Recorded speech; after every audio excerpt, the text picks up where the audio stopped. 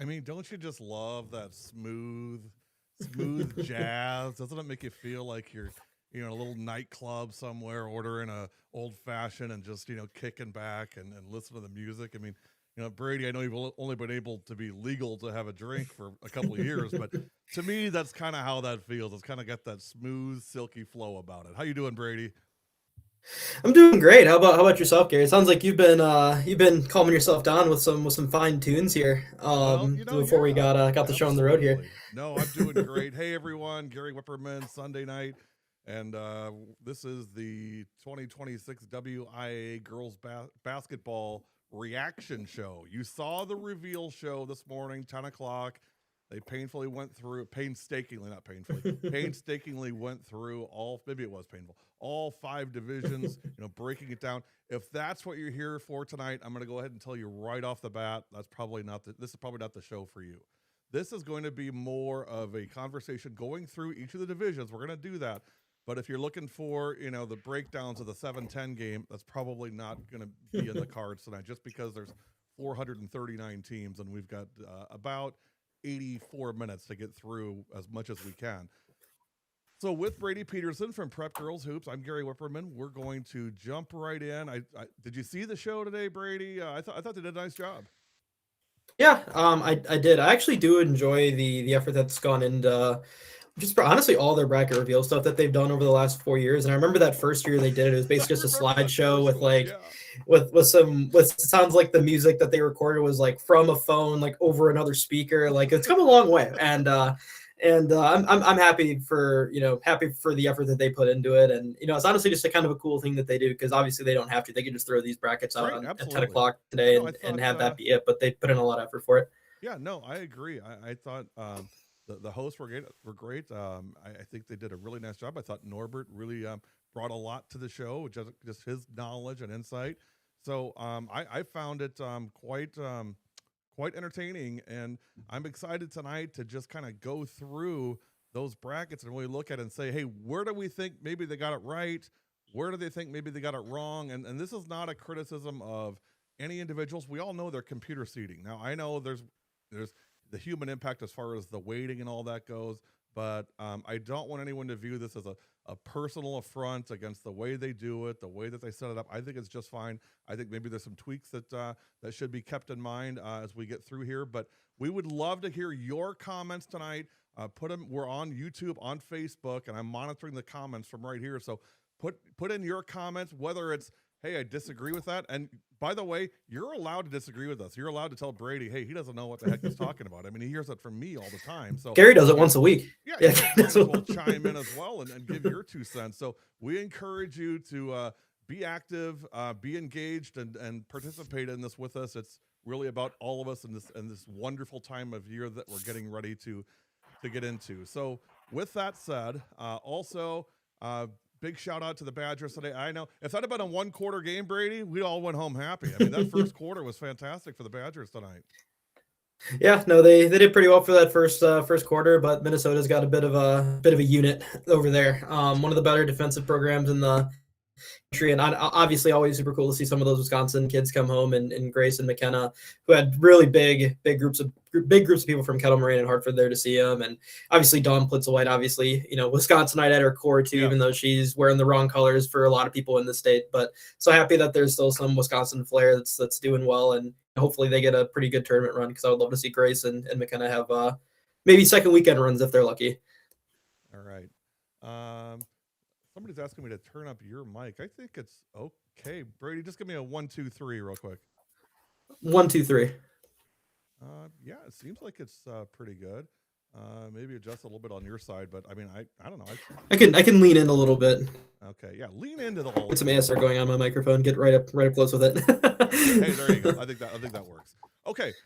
Yeah. Okay, perfect. I thought they played well, and yeah, I think Grace and McKenna probably have a giant calendar with the date that they play the Badgers. Oh, for sure. Circle. But I mean, it's becoming old hat now. I mean, it's not like that they're going to lose those games, and I think Shibby said it really well tonight in that. Now my audio is too low. Holy smokes, what's going on here? Who's running this show, Brady? All right, now Gary's audio is too low. The struggles of doing stuff live. That may be the first time in history I've ever heard that my audio is too low.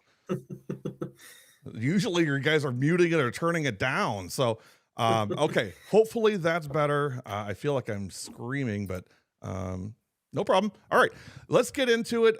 Again, I thought the Badgers played well. I just, they were just outmatched. And I think Minnesota is the best unranked team in the country, which I don't think they will be. I have a funny feeling. Yeah, I was gonna say, I think that title might be leaving pretty soon because I think there's gonna be a little number by their name tomorrow.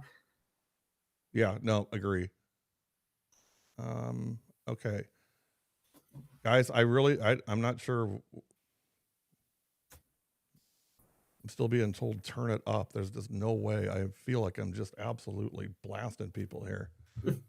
Okay, yeah, I mean, I get it's. Okay, all right. Thank you, Chad. Appreciate it. Okay, all right, Chad. So Chad gave me the okay. All right, we're good now. Okay, here we go. Again, I'm rarely the one that's quiet. So let's start with Division 5. Brady, I'm going to pull up our, actually, before we do that, here is our schedule of games for this week. It is our last week of the season. We're going to have 4 games.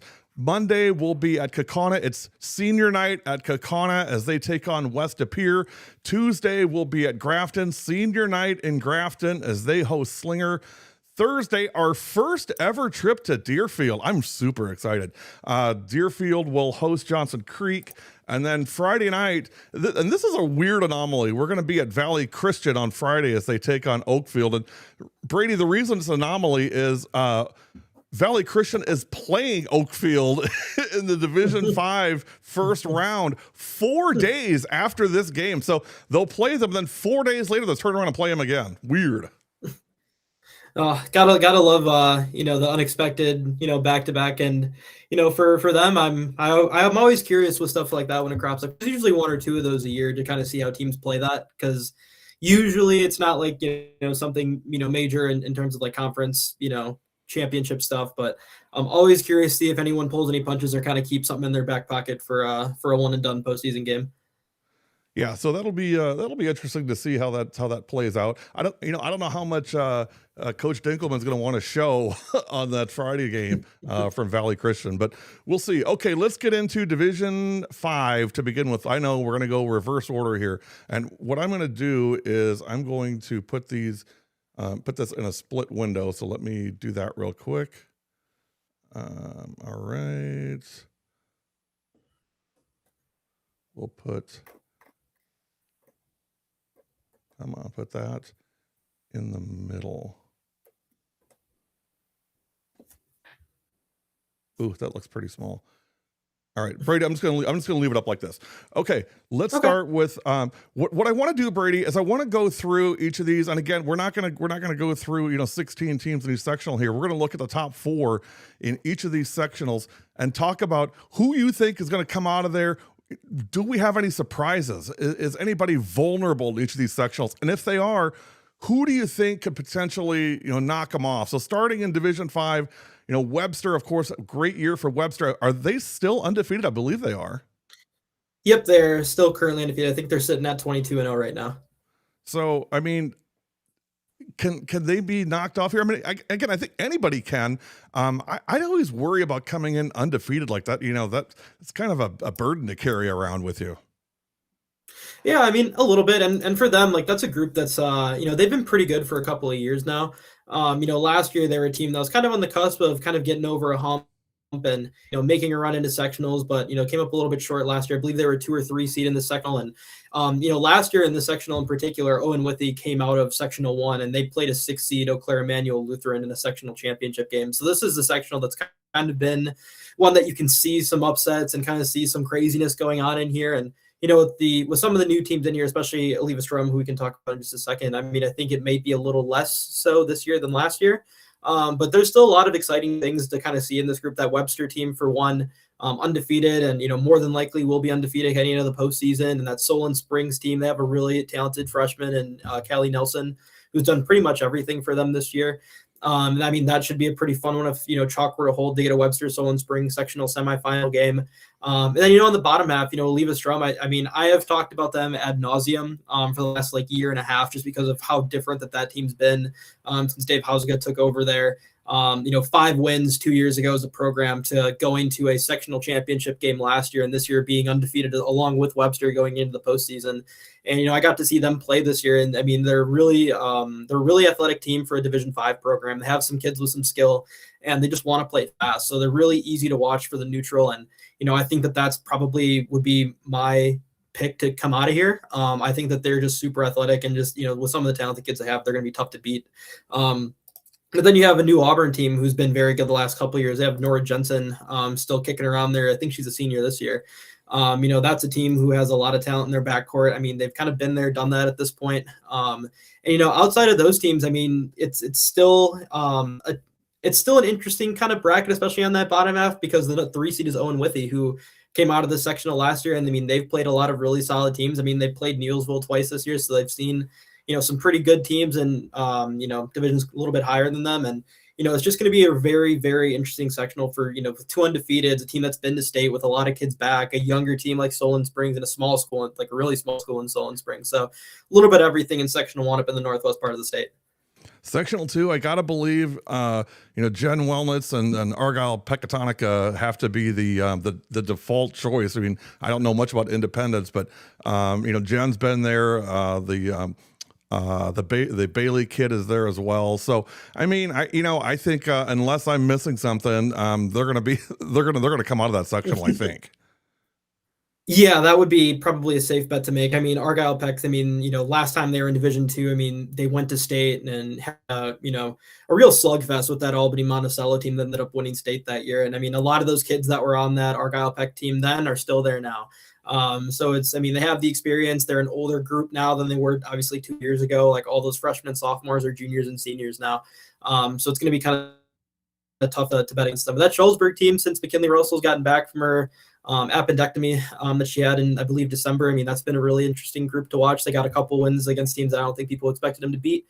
And even on that top half, Blair Taylor still has a starter from, that 2023 group that played in a state championship game against McDonald. And that Independence Gilmanton team, I mean, they played Aleva Strum twice this year. And they've been a little bit battle tested for a Division 5 program too. So I'm not going to be easy sledding for that Argyle Peck team. And it never really seems to be for those 6 Rivers teams. On the bottom side, the thing I'm interested in, again, this is selfish on my part, is Pacelli and Alman Bancroft. And the reason why is, and if you don't know softball, you wouldn't know this, but they've all played, they're in the same area, right around Stevens Point area. Pacelli's in Stevens Point. Alman Bancroft is right on the suburbs of Stevens Point. They all play together in softball, year round, basically. And with Taylor Maya Dernbach playing for Alman Bancroft and Jaden Zroik for Pacelli, I think that makes for some really good drama and good basketball. Of course, both of those girls are very, very good softball players as well. And again, that's something we see a lot in these D5 teams, as and these schools rely on multi-sport athletes, and these girls really fit that profile. Oh, for sure. And for Pacelli, I mean, that's been another really young last couple of years that have kind of been knocking on the door of making a deep run in the postseason. And, this might be their chance to really make that run. And they've played some really, really good teams this season. I mean, I think you probably would have seen them play against Aquinas earlier in the year. And, they played, Assumption got them pretty good. They played St. Mary Catholic again. I mean, they're not afraid to play anybody. And there's going to be another Alman Bancroft game coming up here, which is going to have some, implications for that conference this year too. So definitely one to watch here coming up this week. And, maybe we see that again a couple weeks down the road too. What do you think out of this sectional? I mean, who do you like? Yeah, I mean, I really like Pacelli. I think Jane Stroy. I mean, honestly, like for me, usually, every other week I'll just check some of the Pacelli lines that they'll post because, Jane Strike would put up some ridiculous lines. I mean, she flirts with quadruple doubles every now and again. She's a 5'10" kid who can handle it and do a lot of stuff with the ball in her hands. And it's really tough to bet against a team who has a player like that. And, there's a little bit of injury concern there. With Maddie Pionic, I believe isn't going to be playing the rest of the year due to a knee injury. Yeah, she's been out most of the year. There. Yeah, which stinks for them. But there's still just plenty of talent there. And, even outside of that, I mean, there's still a very, very good Columbus Catholic team sitting in as a 4 seed with a very young and talented backcourt there. So, I mean, even for those teams, it's not going to be the easiest path for them to get where they want to be. But I'm going to guess that whoever comes out of the section is going to be on the bottom half. Do you guys see why I've got to limit him on how far I let him go? I mean, we'll talk the next 2 hours about the number 7 seeds, backcourt. I got to rein him in once in a while. So that's great. Pull on the chain. Yeah, pull on the chain. Let's go to sectional 4. Sheboygan Lutheran. Isn't it odd that Sheboygan Lutheran is like the favorite the year after Addie Verhagen graduates? Yeah, and for that group, it was always really funky seeing the teams they would play. Because they played Randolph the year they won a state championship, and then the year after they go up to D4 and play Laconia, who goes on and wins a state championship. They always kind of felt like they were the bridesmaid and never the bride the last handful of years. And now that it's like a completely new team, like they're still knocked out of the park in the Big East, and here they are sitting at a 1 seed in their sectional, and there's a real chance that team can go to state, because this is a very interesting sectional that honestly could go a bunch of different directions if we're being honest. Because I think I took Randolph when I did my predictions here, and they're 3 seed in the bottom half. So truly anything can happen in this sectional. Well, I think they said it on the show this morning that out of all of them, this is probably the most wide open division is Division 5. It could really go a number of different ways. Oh, for sure. And there's just so many kids that have graduated, and Albany Monticello was in this sectional last year, and obviously they're up in Division 4 now. With Lurd's Academy, Haley Bauer's gone. I mean, they still have some decent kids there, and they'll be in the mix. But just so many kids that were super talented in this sectional have graduated. So it's really kind of made a little bit of a vacuum, and I'm very curious so you can kind of assume the role of being kind of the dominant team in the sectional, if there is one. Right. Well, we're not going to do formal predictions. I know you have. By the way, Steve Maves checking in, our buddy from Pacelli. Steve just let me know, our buddy from Zaleski. Steve just let me know that Maddie from Pacelli just tore her ACL on February 5th at Elman Bancroft. Ironic. Pacelli versus Elman Bancroft in conference championship game tomorrow night. Steve, buddy, thanks for letting me know. I appreciate it, and keep up the great work, my man. Brady, I want to talk about a couple things. So, I mean, that's, just a quick summary on Division 5. There's a couple comments I want to just address, real quick. Again, Steve, thanks for the note. Appreciate it. Let me just check through some of these comments. Lupke says, with big games this week, brackets shouldn't be released until next weekend. Neilsville Regis plays this week. And, I get that, but I mean, I think you got to have time to do logistics and everything else. And I think you should kind of give, ADs some time to prepare and all the other stuff. So, I'm okay with it. A lot of people say, well, hey, the last week, it makes the last week of the season kind of meaningless. I disagree 100%.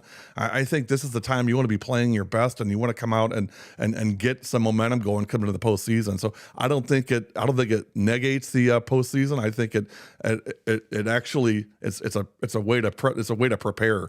Also, Jeff Rogers. Jeff is at Ozaki. Something has to be done about weighting conferences when looking at seeds. I know it one spot, but Salam got the 5 over Ozaki. They split with Chesterton, apparently a number 1 seed. Ozaki beat Chesterton by 30. They also got beat by Brookfield Academy, and who beat Ozaki handily. Ozaki has to run a gauntlet of the Big East South, while their conference benefits by good records against subpar teams. Thoughts?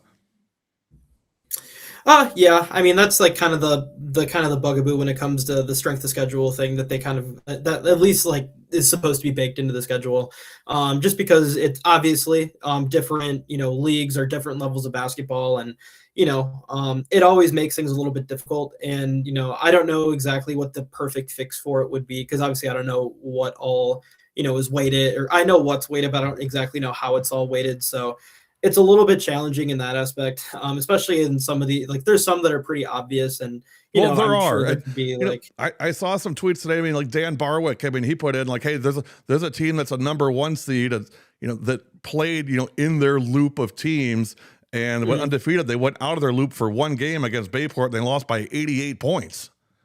I mean, I'm sure there's ways that stuff can get fixed, and obviously I'm sure everybody would want the electronic formula stuff to kind of get better as time goes by, and hopefully that's the goal on the WIA side of things, and hopefully it does get better over time, because I do think it's probably a better way to do it than some of the seeding meetings in the past. So hopefully over time, like the more we see stuff like this, the more it gets corrected in a very like grim way. I mean, that's, kind of why you don't see as many airplane crashes, because when something happens, you usually figure out how to fix it, make sure it doesn't happen again. So hopefully that's kind of the same way they're looking at seating. Sorry for the grim, I mean, grim example. maybe, but I think we've had this problem for a while now. I mean, this isn't something new. I mean, last year the focus was on, the sectional seedings. I mean, we called it the sectional of death in Division I with all those teams. This year it's more the heartburn seems to be more around, teams that maybe haven't played very good schedules getting, that it's really about their record. And, to me, I kind of look at that like I look at college football. I mean, you're encouraging teams not to play good competition. I mean, college football is the same way right now. I mean, and a lot of these big Power 4 teams are dumping, anybody outside of their conference that's any good, because it doesn't help you at all. And I think we're seeing some of that here. I guess my response to that would be, I'd love to see an ad hoc committee, I don't know, quote unquote experts or whoever. And I'm not going to name anybody, because I mean, you could draw from a lot of people that know their stuff about girls basketball in the state, but I'd almost like to see some oversight saying, okay, here's what the computer spit out. What doesn't make any sense whatsoever? It's because to me, it's the 95-5 rule. I think 95% of it's fine. I think there's 5% that's way out of whack. And I think what you do is you bring in a committee to say, okay, let's just review each division. Okay, Division I, what's out of whack? And you can only make, X number of changes. I mean, we're not talking about, reseeding everything. It's just, where some of these spots are, it just doesn't make sense. And you know what? I don't think it's the best thing for those teams that get that high seeding. And, could you do something about it? Yeah, I guess you could play tougher competition, but you feel for the kids when it comes time to, play in the postseason, and they get smoked as a number 1 seed because they haven't played anybody at that level. And you can't compel the coaches and the teams to say, hey, you have to have a better schedule. There's just no way to measure that. But I think to look out for the best interest of the athletes, and also just for the overall fairness of the game, I think you got to look at that stuff. Yeah, and I mean, there's a whole lot of things that you can kind of pull from in particular. I mean, that's definitely some things you can look at too. I mean, for me, like one of the things that I always kind of have a little bit of a gripe with is how they grade, playing out of state competition as like a 500 team. And again, like I'm sure we can nitpick. I get that, but how far are we going to go on that, Brady? I mean, are we going to go travel and look at this Florida team's record and look at their opponents' strength of schedule? I mean, we're still talking about 493 teams. I mean, we have to be reasonable. I get the Providence Academies and those teams, and you know what? I commend the coaches for scheduling those games anyway. And you know what? I think the best teams will continue to do that no matter what, because they want as much good competition for their kids as possible. So I don't really have a problem with that. My problem is more with in-state, weighing strength of schedule and not just win-loss record. And I know it's in there to a degree, but I think it's got to have a much bigger emphasis. Oh, for sure. Like it's the one thing that I feel like is the biggest eyesore, I guess, for lack of a better term, for every one of these brackets that come out. And it's like it in football, it's like it in basketball, on the guys and girls side. And it stinks because like you always know it's coming, no matter how much you prep people for it. Like it's going to happen. And I hope it's something that they kind of look at and try to improve on in the future, because I would always want this stuff to be improved upon, and I'm hoping that the WI would be in agreement with me on that, and have something in mind of, hey, maybe we can look at X, Y, and Z over the summer, and maybe come back and try to improve how we do this. And like I said, I think it's 95-5. Hell, maybe it's 97-3. I mean, and you know what? I know people are like, well, let's bring the committees back and the coaches back and have them argue it out. I've never liked that. I don't like coaches having to go into rooms and knock other kids and say, hey, my team's better because, you guys played so-and-so and, your kid's hurt. I don't think coaches want to do that. I don't think that's something even they're interested in doing, because guess what? Oh, these are confidential meetings. baloney. That stuff always comes out. There's not many coaches I know that want to come in with a hit list of here's why these other teams stink and why we're great. So I get there's a call for that, but I think a independent, objective committee that just oversees and does some fine tuning, and I think you could knock the 3% out. I would like to believe that as well. Maybe I'm wrong. I could be. I'm wrong a lot. Okay. All right. That is Division 5. Well, we got an hour left, so we're gonna move right along here. Let's get into D4. Brady starting top, sectional 1. Colfax, Cameron, Regis, and Neilsville. I'm going to do the spoiler alert for everybody. Brady's been high on Regis since as long as I know. Yeah, and honestly, like this is maybe the best sectional in Division 4 by a country mile as well. There's just so much talent team-wise, individually, in the coaching department, like at every step of the way, there's so much talent. I mean, that Colfax team with Jordan Bovey, I mean, they beat Regis at the Sonotech Center in Eau Claire this year, and she had like 30. Incredible stuff from her. With Cameron, they're a super young group. I mean, Aggie Schmidt is one of their guards who's really, really good. They're not afraid to play anybody. They play a really good Race Lake team on the road this year, and it didn't go as well as I'm sure they would have hoped. But there's just still so much young talent there.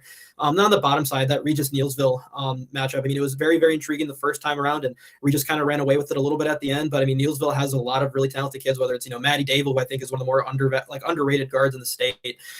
You have Eden Marge in their front court, who I think is a really talented freshman. There's just a lot of kids there to like. And then with Regis, you have LMA Cooper, who may be the quickest guard in the state, and then they have the really talented group of freshmen, including Gemma Gardeau and Evelyn Borcherding. There's just a lot of really fun programs to watch here. And then even outside of that main group, I mean, Shell Lake is one of the larger teams you'll find with Athena Lehman and Quinn Schenkenberg in the front court, who are both 6'1" or taller.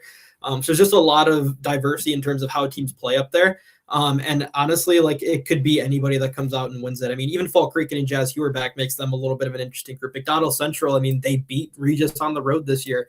Again, I'm getting a little too excited just talking about this one section, but I think it's going to be really fun. I would not be surprised if there was some, shenanigans in terms of maybe a 4 or 5 seed, even making a little bit of a run here, just because there's, again, just so much talent here. What about sectional 2? I mean, sectional 2 to me is interesting because, and again, I've got to be fair here. I don't know a lot about Marathon or Crivets. The only thing I know about Crivets is Taryn Tracy plays there for softball. That's as far. And I know you can't get there by car. You've got to take like one of those planes that's got like the skis on the bottom. I mean, you have to like land there like on the lake and like ski your way in because you can't get there like by car. That's all I know about. It's our version of the Alaskan bush people. Is that what's going on up there? Oh man. But yeah, this section I think I think the runaway favorite here is going to be St. Mary Catholic. I saw them play earlier in the year against Manitowoc Lutheran. They had the season sweep on them. Sectional championship game last year, and I wouldn't be surprised if that's the same way again. I saw St. Mary Catholic drop a game to Laconia. 78-73. In overtime, and they were missing 3 starters, and they still almost gutted out a win there. I was really impressed with their depth. And I just really think that it's going to be really tough to beat this team this year. It's crazy how a team that goes to a state championship loses 4 starters and somehow may be better than they were the year before. I don't really know how that's possible, but I mean, hey, when you have a kid like Autumn Crow, who's basically a 20-20 threat in any given night, I mean, anything is truly possible, and they have a lot of confidence going right now. So they're going to be a tough one to beat. What's your take on Manitowoc Lutheran? Manitowoc Lutheran, I think they're a very, very solid group. I think they're probably a borderline top 10 team in Division 4, depending on who you ask. They have some kids who can really make things happen. Micaiah Krause is a really solid kid there, and she can play at the next level if she really wants. And then Marissa Melhorn as well. I think she's a little bit similar to Autumn Crow in the sense of they're very athletic wings. They're pretty physical, and I think they probably have more skill on the perimeter than maybe they've shown this year. And I think that's probably your 1-for-1 matchup for Autumn Crow, which is kind of how that worked earlier in the year. And I think that's a team who can make a run. And, the old adage of it's always hard to beat a team 3 times could, play a factor if that were to be another sectional championship matchup. Yeah, they played, let me look at the date here. Well, they played earlier this year. It was 55 on January 27th, just a couple of weeks ago. St. Mary Catholic won that game 55-46. Crow had 20 points. Krause had 19 for Manitowoc Lutheran. Melhorn had 8. But I mean, competitive. I saw them against Oostburg. I thought they played pretty well. I mean, you're talking Oostburg who just beat Arrowhead. So, if that's the measuring stick, I thought they did pretty well. Yep. They're a team who's going to play some pretty good teams over there. I mean, they've seen a lot of those NEC teams up there. I mean, the Winnebago Lutheran team is actually a lot better than people probably think. I think that they're going to be ready to go. I mean, obviously they've played St. Mary Catholic twice this year and they did last year. So nothing's really going to surprise them. I mean, it's definitely going to be one to watch.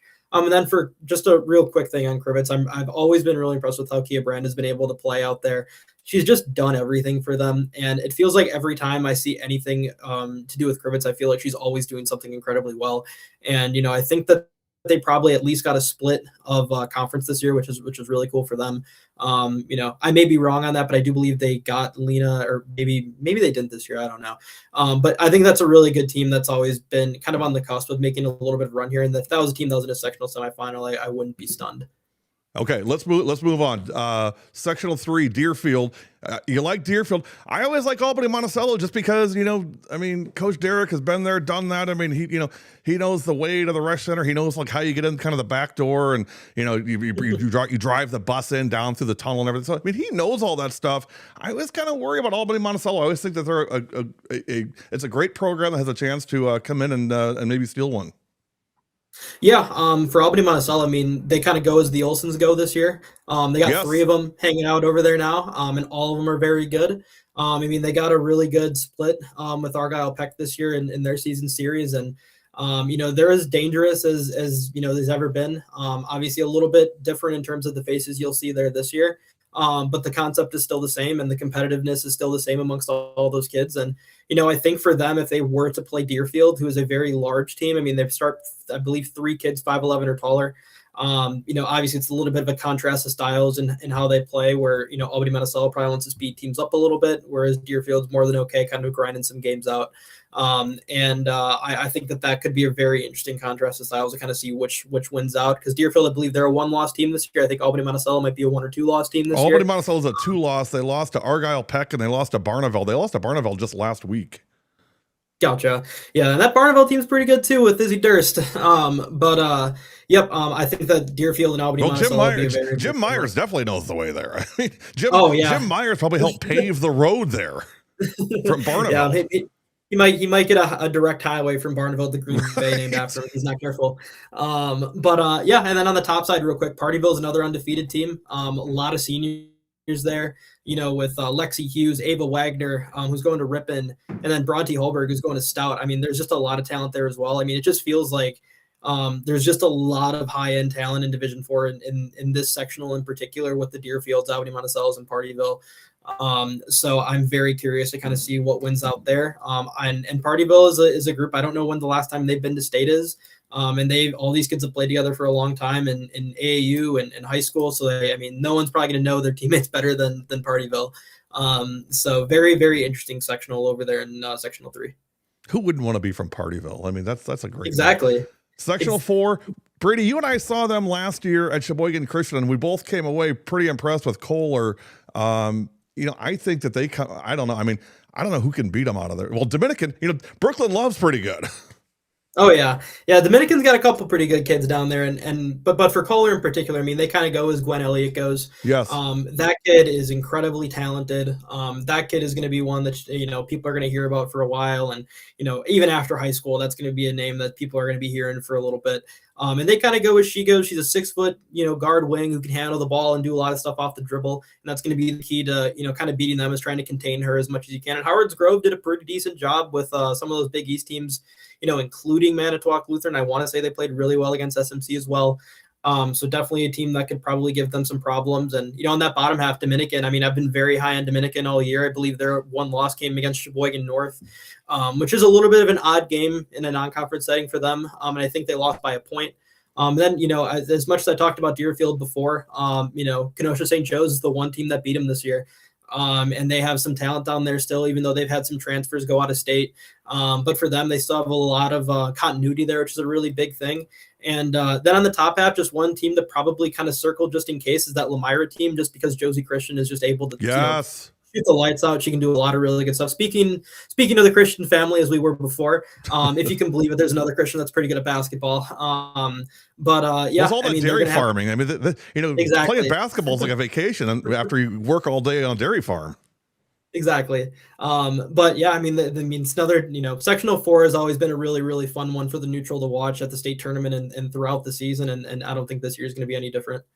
Yeah, nope, agree. All right, there is your Division 4. Now, before we go on to Division 3, I do want to let you guys know, in case you don't already know, that the Electric City All-Star Game is coming on March 29th. Now, what is the Electric City All-Star Game, you ask? Well, I'm glad you asked. It's going to celebrate the best of 2026 high school girls basketball from the Fox River Classic Conference, from the FVA, from the Northeastern, the Bay, and the Big East. So some really good conferences. It's all going to be at Kaukauna on March 29th. They're also going to do a clinic with Inspire at 1 o'clock. That's a special needs clinic. There will be a 3-point shooting contest there's 2 games. So between the games, a 3-point shooting contest. And you may say, well, hey, there's all these all-star games. What's the big deal? Well, here's a couple things that I think are super cool. Number 1, 5 and 10 point spots on the floor. Seriously. So you can hit a 10 point. If you hit it from the logo, you're going to get 10 points. I think that's amazing. They're going to have music there. It's going to be just really a big party. We're going to be there, but I'm going to give you guys the bad news right away. No live stream. And why? Because they really want to fill up the gym and make this a great day for the class of 2026 girls. I know the ISBCA does their event in June at Just a Game Fieldhouse, and it's great. This is something that they're going to do in March, because sometimes a lot of those kids are already gone and can't play. So look for that. More information coming, but we're going to be there. We're actually going to broadcast, or we're going to record the games and call the games, but we just won't live stream it because we want you to come in person. So that is on March 29th. All right, Brady, you ready to keep trucking here, going to section or Division 3? As ready as I'll ever be. Ready as you'll ever be. All right, here we go. Division 3, starting in Sectional 1. What do you got? Honestly, this is the year for Wittenberg Burnhamwood. I was going to say, be careful. Rory might be listening, so you better be careful. I hope she is. I will say I have broken some hearts, especially in New London when I had to tell Lizzie Steingraber I was picking against her one year. Broke my heart too, but it's okay. I think this is the year for Wittenberg Burnhamwood, though. They're not in Sectional 2 anymore, so they're away from what used to be that Xavier sectional, and is now a really, really good one with the Dells, Edgerton, that Lancaster team we'll talk about in a little bit. And Aquinas. So, this is the year for them to, get over that hump and get to Green Bay. Rory obviously is a Minnesota softball commit, yes. You have Melania Granquist is going to Western Illinois for basketball. Yes. There's a lot of talent there, and, they've been on the cusp for a while, and, there's not going to be a team that's more battle tested in Division 4 who has more of a drive to get over that hump. So I think this is going to be the year for Wittenberg Burnhamwood. Now moving over to Sectional 2, I love the Lacrosse Dells potential matchup. That could be a lot of fun. Oh yeah. And the Dells, they had a little bit of a weaker schedule earlier in the year, but they've really proven a lot here recently. They got Lacrosse Central. I believe it was the game right before Alana Simpson came back from her injury, but regardless, they beat Winneconne pretty handily at their place as well. So there's still a lot of things to really like about that Dells team, and they're playing some really good basketball. And it feels like every time I check in on them, it feels like they're just doing something crazy in a good way. And I'm really happy for all those kids that kind of have this opportunity to make, a really, really big run in their senior year, especially Shy Hopkins, who, feels like she's broken the, single game scoring record there like 3 times this year. Right. Then on the bottom half with Edgerton, big fan of Claudia Jenny, and how Chris Jenny runs that program. You don't have to. All you have to do is watch one game to know that that's Chris's daughter. That's out there. I'm really excited for them. I think last year, and we did a bracket thing, show as well. I want to say it said they were a year away. This is a really good opportunity for them to make a run with Gracie Langer and Marty Redman and, obviously Claudia Jenny as well. But, that Lancaster team, I don't think people know how good that group has a chance to be. They have a freshman named Lexi Olmstead, who is maybe one of the most impressive, guard wing prospects in that 2029 class. And she's an incredible athlete. And she is going to be an absolute handful for anybody to defend. So definitely going to be a really fun kind of new team on the block that can kind of make a little bit of a run here, and definitely one to keep an eye on. But they'll have a pretty big game this week with Platteville, which will probably determine a lot of conference stuff for them, and they might see them again in a week with a lot more on the line as well. So definitely a very interesting sectional where this thing could go a bunch of different directions as well. I'd almost, well, let me put it this way. To me, it's the most pound for pound toughest sectional. I'm not counting Oostburg and them, just because I think in that sectional too. I mean, I think you got 4 serious heavyweights in there. I think I could come out anyway out of that. I think that's going to be maybe the most competitive sectional in Division III.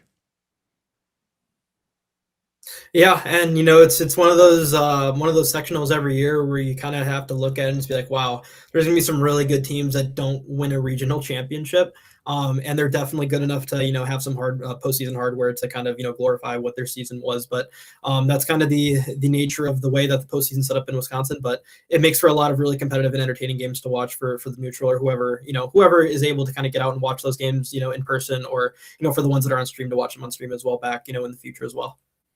Okay, Brady, here we go. Sectional 3. This is I know we've got a lot of folks listening, gonna hear your hot take on this.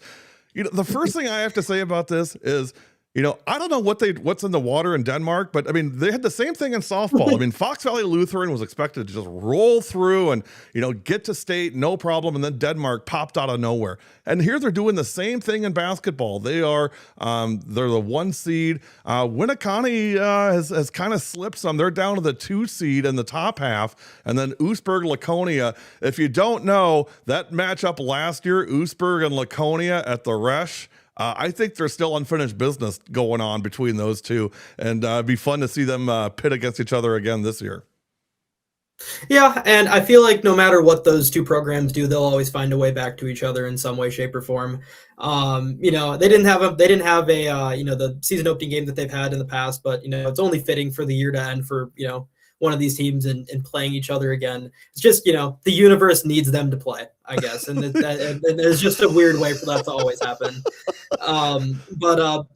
But before I get to the bottom half, just talking about Denmark real quick. I mean, they were missing one of their better players in Kara Mikolicek for most of the year, because I think she hurt her knee last year.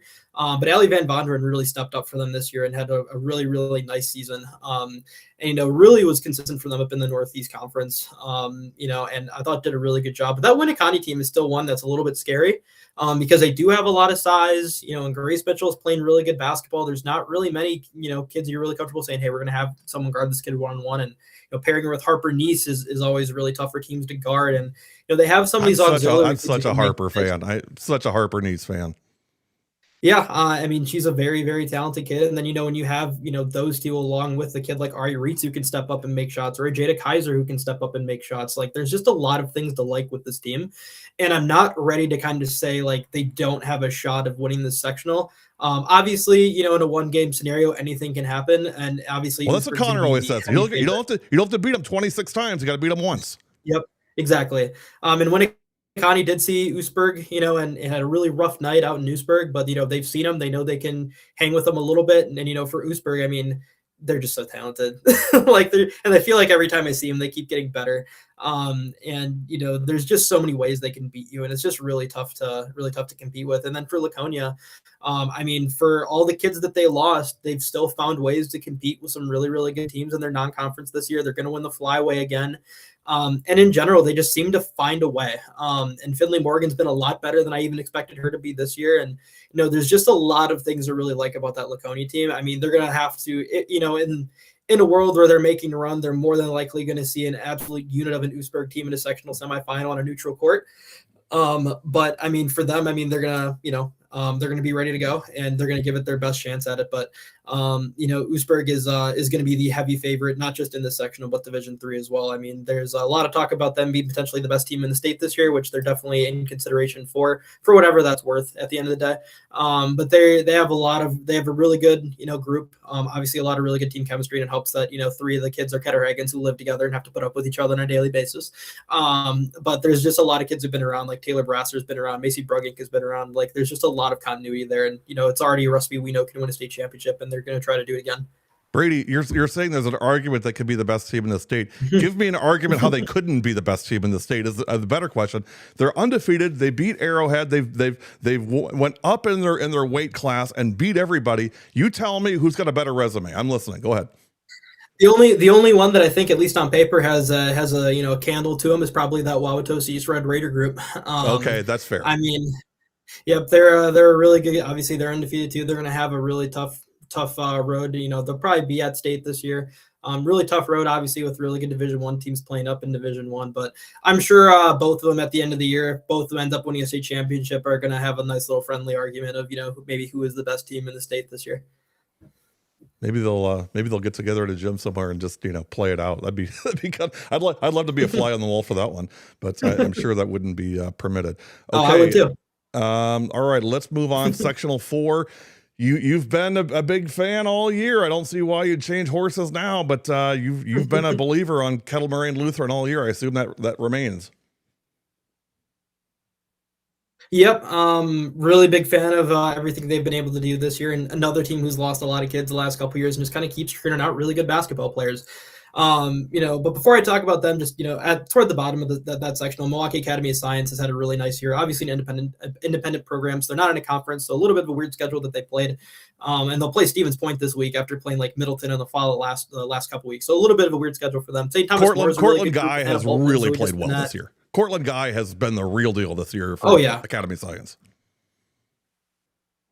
Oh, yeah, and they go 6 deep, too. Kamora Smith's had a really good year for them, really confident kid. Ariel Allen just got her 1,000th point here a couple days ago. Another really, really big-time scorer there. But, yeah, for Kettle Moraine Lutheran, I remember I was talking to a college coach when they played Wisconsin Lutheran, and I just asked, hey, you tell me which kid you don't trust with the ball in Kettle Moraine Lutheran. At the end of the game, the answer was nobody. And for a team like that who can control the ball and, not, have unforced errors that lead to points going the other way is always going to give themselves a chance to win. And they're really young. I mean, there's a lot of sophomores on that group, so they're going to be good for a while. Knock on wood if everybody can stay healthy. I mean, I don't know if they hid the Mayer kid. I mean, because I'd never really she played on their JV team last year, and I saw her. I've seen KML 3 or 4 times, and not only was I impressed with her inside play, and KML doesn't generally have a lot of success with bigs, and she has been a huge boost to this team. And of course, Brooklyn Luring, AKA Quarter Pounder, having a really nice year as well. Yeah, and their one loss came on the road to Hartford this year, and they lost by, I believe, 1 possession. And I don't know, it's just one of those things where just the way they play and the way they kind of just don't beat themselves is always going to give themselves a chance to compete with some of the best teams in the state. I don't think there's going to be a lot of people who are, thinking that Oostburg isn't going to win a state title this year. But, going back to what you said about, our favorite, Alaskan now, saying, got to beat him 26 times, just got to beat him once. Kettle Moraine Lutheran played against them in the sectional semifinal last year. Yep. Sectional semifinal last year. So they've lost to them before. There's some unfinished business with them. And, I would, if that was a state championship game with Oostburg and Kettle Moraine Lutheran, I would be very, very excited as a neutral viewer to see how that game would play out and just kind of see potentially 2 of the 8 best teams in the state locking horns for a gold ball. And that's kind of how it should be, in my opinion, having the best teams playing for all the marbles. Yeah, well, we'll see. That should be a fun one as well. I will leave it with this. Every year it seems like, well, if you look at Laconia, it seemed like in the state tournament or in the postseason, they always had some player that you didn't expect that really stepped up and played really well and helped carry the team over. I'm gonna have you write this down right now. Watch out for Hayden Lauer from Kettle Moraine Lutheran. I think she could be this year's version of that. Yeah, and honestly, if you were going to say a KML kid and you told me any kid that plays in their rotation, I'd probably believe you too, just because it's just kind of how they play. But Hayden Lauer has been around a while, and that kid is as integral to what they do as anybody. And very, very steady defensive kid and has gotten a lot better offensively throughout the years as well. Yeah, no, agree. I mean, yeah, she's a junior, but I mean, gosh, it feels like she's been there for a long, long time. So I think keep an eye on her. Okay, time is running short. Well, I mean, not real short, but I mean, we're, behind, like we're always behind. Let's slide over to D2. Before we get into D2, Brady, is there anywhere in the rankings where you say, hey, they really botched this one? I mean, and again, this isn't to pile on anybody. It's just, when you look at it, from 10,000 feet, are there any obvious ones out there? Yeah, I mean, it's tough because there are obviously seeds where you're like, that team is not a number one seed in their sectional. But just with the way the criteria is, like, there's no way for. I mean, they put everybody in the actual brackets this year where they're in the division they're supposed to. So in that case, it's a win for the WIA, which they haven't really done the last couple of years. There's always been a couple of those. But a lot, like, obviously the one that people are going to talk about a lot is Vincent in sectional 3 here in division 2 that we'll talk about here in a little bit. And I'm sure there's more if I were to look deeper into it on in every single division. But I mean, that's one that's going to be the big glaring one. But honestly, like, with the way they do it, like, it's not really like a botch. It's just kind of like a byproduct of the system that they're using to seed teams at the end of the year. So fair. Yes and no, I would say. Yeah, no, I think that's fair. All right, so Brent's got a comment here. Erdman from New London calling a few potential upsets in 1B in Division 2. 1 through 3 seeds are all vulnerable to upset. So 1B would be Sean. Han. Han, he's talking about you, man. He's talking about your beloved Shawano team. Okay, here we go. We're gonna cage match Dave Hahn and Brent Erdman. Brent, I love you, but my money's on Hahn all the way. Yeah, and then just talking about sectional 1. I mean, I actually did drive up to Rice Lake to watch them play yesterday, and sneakily they're a team who I've kind of been a little bit lower on than most throughout the year, but I'm starting to warm up to them a lot because if you look at a lot of these best teams in Division 2, they're all very small teams in terms of, like, they're very guard oriented. There's not really a post presence. Whereas, like, with Rice Lake, I mean, they are enormous. Their best kid is, Addie Shepley, who's going to be playing at Wisconsin next year. Addison Schmidt, who's a junior, is maybe the best rebounder in the state. And, they played Eau Claire Memorial, after, Nora Kling was got hurt. But, they have been out rebounding teams by like 20 plus. And, when you do stuff like that, you're going to give yourself a chance. So if teams just don't make, shots on their first attempt, they're probably not getting a second one. As long as Rice Lake can, find ways to manufacture points in different ways, they're going to be really tough to beat. And then with La Crosse Central, I mean, for them, it was a little bit rough having Alana Simpson miss some time after, I believe it was a jaw injury against Aquinas, and in a game where they could have beaten Aquinas for the first time in a long time. But that's another group who has, Alana Simpson, who's incredibly skilled, 6'1", very difficult to guard. Definitely going to be a tough out, especially with some of the younger talent they have there. And then, Shauna, obviously Leah Nordine is incredibly talented. And, the ability that she has to just kind of do stuff on her own and be a 3-level scorer is just going to be a handful for anybody. Has had some kids graduate last year, so it's a little bit of a different look there. There's still some size there, so they're a team that can match up with Rice Lake pretty well. But yeah, then after that, there's a lot of different ways that sectional can go, whether, you can potentially have, we've seen before the 2 seed lose in the sectional before and at different times. And, you could potentially see a Shawano Rhinelander sectional final. You could potentially see, a Marshfield who plays in the Valley, who's a little bit one of the few teams who just kind of is a little bit off the beaten path from a lot of these teams here, just make a little bit of a run. Just a little bit of a mixed match of teams from kind of all over the place in central and northeast Wisconsin. So a little bit less familiarity than most sectionals you'll get. So if there was some differences here and, kind of what the expected outcomes would be, I wouldn't be surprised because we've definitely seen it before in sectional 1B. Yeah, that could be a real fun sectional, that sectional 1. Over on 2, Edgewood, Milton, Elkhorn, and Catholic Memorial. I mean, to me, it's I guess I don't know. I don't know much about Catholic Memorial, but you got Anna Miller at Edgewood, you got Kylie Butchen and the Vin kid, Maddie Vind at Milton, who's really come on as well. I was a huge buyer on Milton last year, and I got burned pretty early. I'm worried about going all in with them again. Yeah, with Milton, I mean, they've played maybe one of the best schedules in the entire state. They have. I mean, the Badger Large is really good again, and they went out of their way to play a lot of teams that are very, very highly regarded in their non-conference. Their record probably isn't a great, measuring stick of how good that team is. Obviously, they beat Beaver Dam. They had a better record last year, but I think they're a better team than they were last year.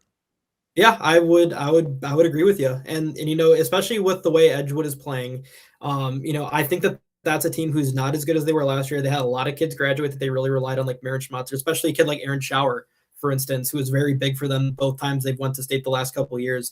So a little bit different in terms of kind of who they're relying on. There's a lot of new faces there. So if there was a slip up there, I mean, I would not necessarily be stunned. And then on that bottom half, there's a lot of different ways that this could go as well. I mean, Waukesha West is an 8 seed. The Classic 8 is really, really good top to bottom. Is it? Is it though? Is it really? It is. I would say it is. I think with the way Waukesha West is, I mean, Ava Spratt's a really solid guard. Taylor Gifford's a Northern Michigan commit. From top to bottom, there's a lot of individual talent in that conference. And there's like from 2 to 8 or 2 to 9, however many teams are in there now with the way realignment goes. There's just a lot of teams in there now because you don't have the Waukesha North South in there anymore. Muskego, Mukwonago, Catholic Memorial, Waukesha West, Oak Creek now. There's just a lot of really good teams that can beat a lot of teams on any given night. And I mean, if there was a 1 seed who was going to lose in their first game, and I had to be put to the fire, I'd probably say it'd be Waukesha West potentially beating Elkhorn. That's another had some rough times at Elkhorn in the last handful of years. I mean, they lost a sectional semifinal there about 2-3 years ago. And those Classic 8 teams are going to be ones that I think could make a little bit of run, including Catholic Memorial with Kelly Bawinski playing excellent basketball. Sammy Sarner's a next level kid. There's just a lot of really good Classic 8 teams. And if you told me that, both Catholic Memorial and Waukesha West made a run, I wouldn't necessarily be surprised here. So if you were telling me, hey, Brady, who's the biggest underdog in Division II who can make a run, I'd probably say Waukesha West. Wow. Hey, by the way, don't forget Kieran is averaging 15 points. She's averaging a double-double at Elkhorn. So, I mean, just in case that slipped your mind, I mean, she's pretty good. Yeah, she's all right. I'm sure Kayla Karius is going to love having her in Green Bay next year. Yes, she will. She absolutely will. She'll do great there for sure. But no, I think you talked about Mukwonago, and we'll get back to them. I never really count Rick Whitty out. He's a damn good coach, and I think they may surprise some people. All right, so that's sectional 2. Sectional 3. The little engine that never stops. The Hawks, Xavier.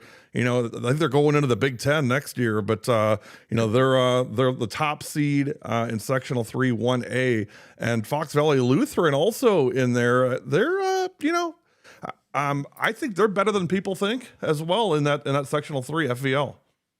Yeah, I think that this is a very interesting sectional. I think West Appear is probably a little bit better than people think this year, considering they lost a lot of kids from last year's state. Gosh, they lost a lot, Brady. They lost a lot of kids.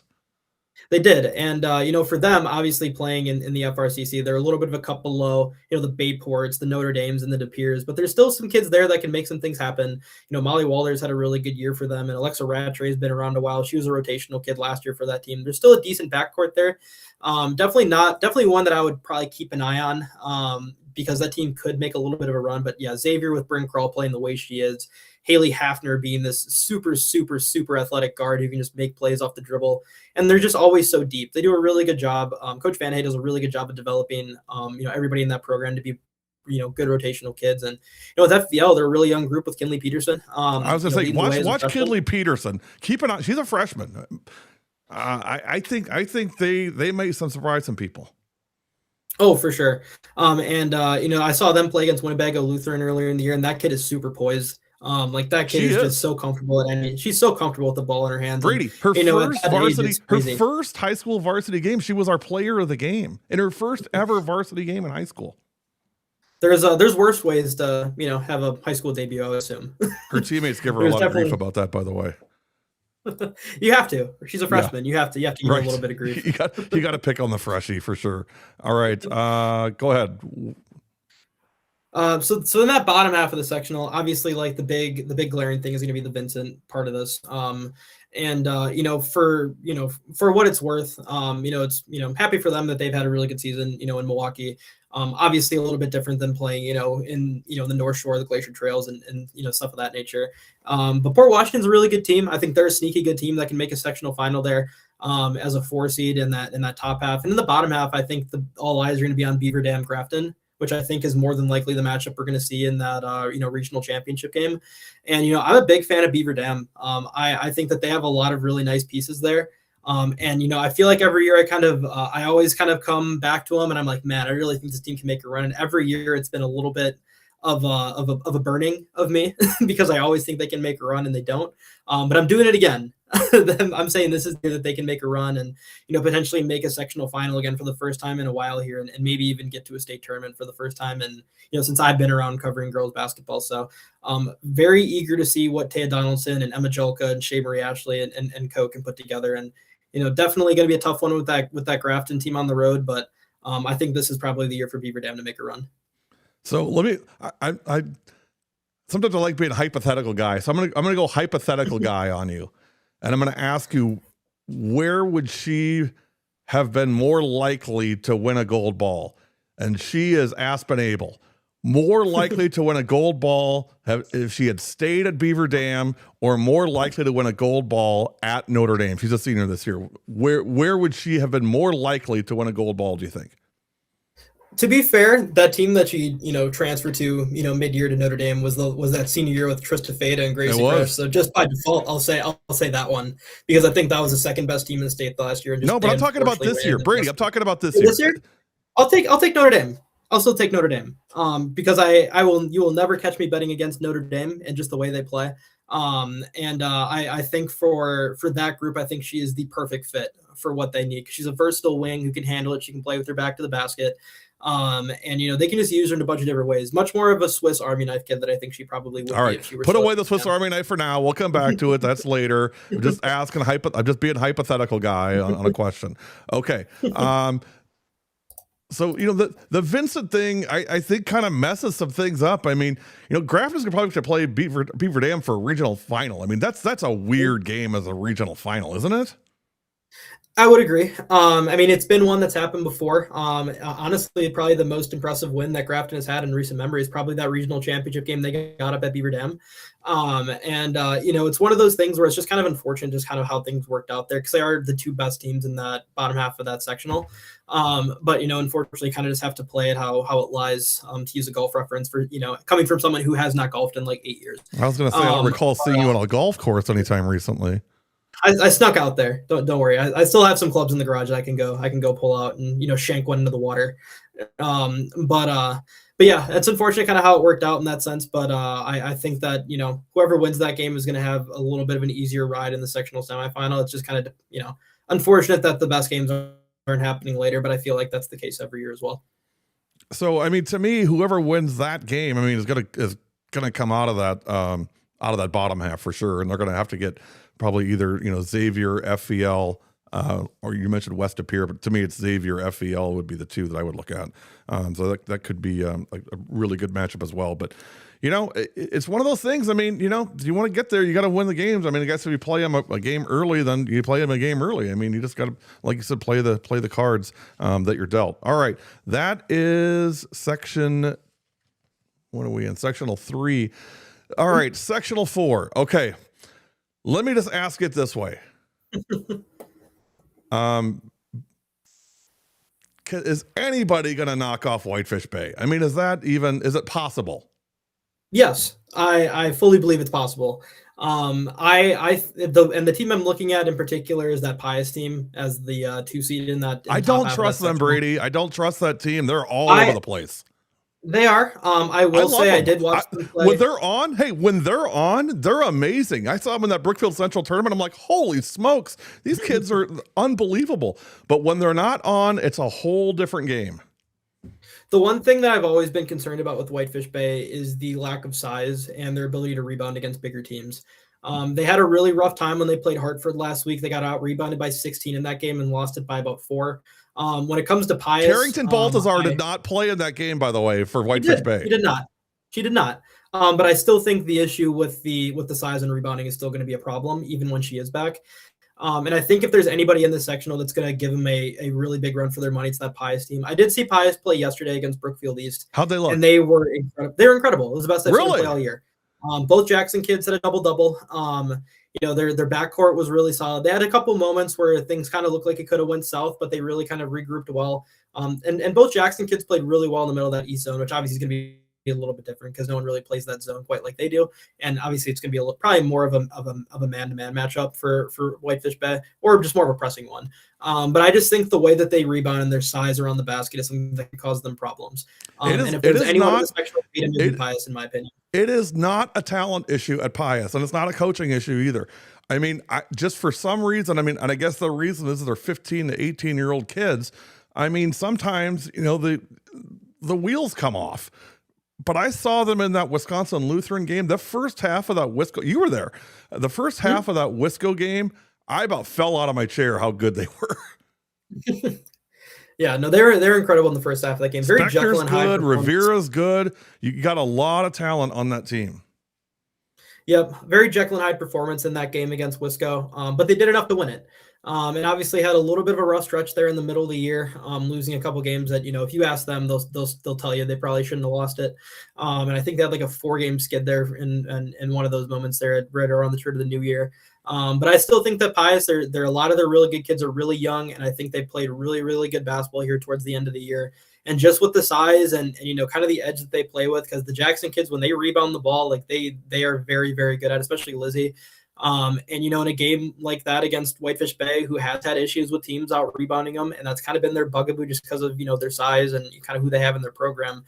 I do worry that would be the one team that would really give them a very big problem if they got there. But then again, I can't even count Wisco out. Wisco is still very solid, even with the injuries they have. But Pius would be the one that I would kind of earmark to be like, hey, you probably want to keep an eye on this team because they got a chance to make a run here. If things go, if they play the way they can. If they play the way they can. And to me, they're the KML Division III. When I saw Campanato and Miranda and Weechek all graduating, I'm like, okay, well, they're going to be down for a while. Dead wrong. Which it's more common than what people think. I mean, I'm wrong. Well, maybe people think I'm wrong all the time, but they're not wrong on that either. So, all right. Did we get through anything else on D2, Brady, you want to hit on? Not really. I mean, the bottom half, I think, you're probably going to see Whitnell or Eisenhower come out of the bottom. Eisenhower is a 4 seed playing. Yeah, in the West is always a really tough one. But Whitnell won the Woodland East, by the way. Yep. And obviously with Eisenhower was actually one of those teams that beat Pius earlier in the year, so potentially they make a run there. But I think the winner of the sectional you're going to see come out of the top half. Yeah, no, agree. All right, that is your sectional 2. We're going to take a break. I'm gonna catch my breath and ask Brady to do the same, and then we'll make the deep dive into D1. But before I do that, I want to just put a note out there. We are doing up to 2 mini documentaries for state. And so what that means is if you've seen our documentaries, this is not a highlight reel. This is not a, hey, let's throw together 10 of our best plays and, grab a song from the internet and just throw it on there and say, hey, here's your highlight reel. This is a story about a team, about, players, and an experience. We actually give the kids a GoPro camera for the week to take with them and to document as much as they can. Of course, we're gonna have highlights of the games. So if you are interested, I'm not gonna get into all the details here. Send me an email, info@productionsw7.com. There's no obligation. What I mean by that is if you reserve a mini documentary with us and your team doesn't make it to state, no harm, no foul. Also, we're not going to announce who's signed up for one because I'm not going to give any other teams any bulletin board material. So, but we're only going to take 2. I've got one that's probably 95% there already. So we're going to probably just have one left. But shoot me an email, info@productionsw7.com, and we could give you the details. I'm going to give you a quick video here. This is from Germantown. Let me pull this up here. This was our documentary from Germantown when KK Arnold played. This would be from 2021. Here it is. And will Coach Matt Stubbe from Germantown please come forward and receive the team trophy.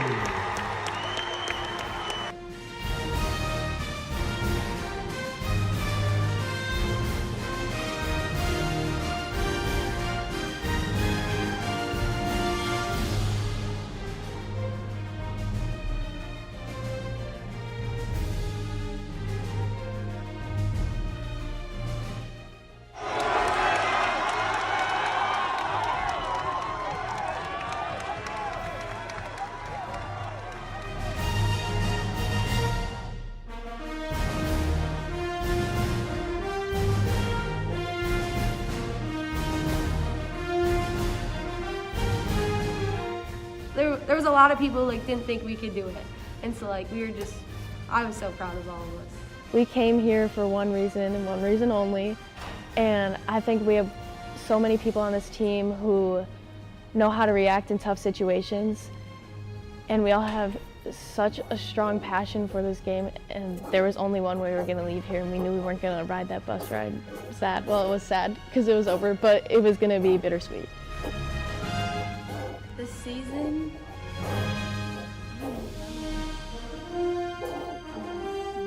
it's amazing. So much fun. So memorable. We were just goofing off pretty much, and which we do a lot, and we just enjoyed the process. Some of us have been friends since like 6th grade before that, so I think like knowing it's the last time I'm gonna play with these girls is gonna be really sad. I would not like take back or regret going out again this year, and just the love and support I've gotten from everybody means a lot. I feel like that's kind of bittersweet because like I'm done playing high school basketball and I'm done like spending every day at practice with these girls, but like just knowing that like we did everything we could this last year means a lot. The one word to me to describe this season is forever. And I know that's a little bit cliche, but I know the season's gonna end, but I feel like these friendships are really gonna last forever.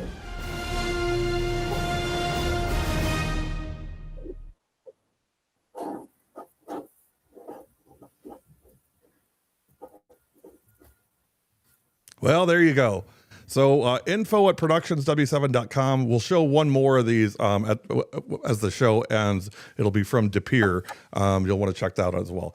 Okay, Brady, are we ready to make the trip into D1? Are you ready to go? All roads lead to D1. I'm geared up and ready to go. Home stretch. Here we go. D1. Let me pull this up and.